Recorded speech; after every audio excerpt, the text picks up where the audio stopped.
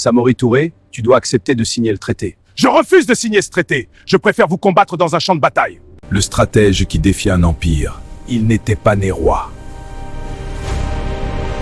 Il n'était pas héritier. Il était commerçant.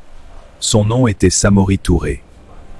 Il vivait en Afrique de l'Ouest, à une époque troublée. Une époque d'expansion coloniale.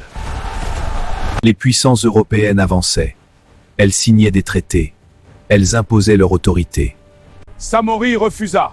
Il forma une armée disciplinée. Il modernisa ses troupes.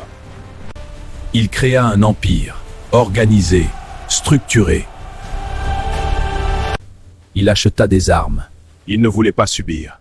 Il voulait défendre sa terre. Il utilisa la stratégie. Il se déplaçait rapidement. Il évitait l'encerclement.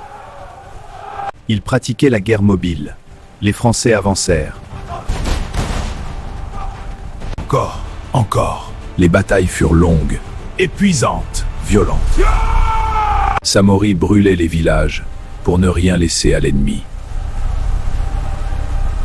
Il préférait détruire plutôt que céder. Brûlez tout! Pendant des années, il résista.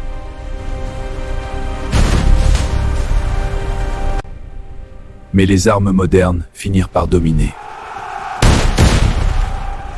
Il fut capturé, déporté, exilé loin de sa terre. Il mourut en captivité, mais son nom resta. Voilà l'histoire de Samori Touré. Résistant, stratège, déterminé. L'histoire de Samori Touré nous apprend que la liberté demande du sacrifice. Nous devons nous battre, quel qu'en soit le prix. La stratégie est aussi importante que la force.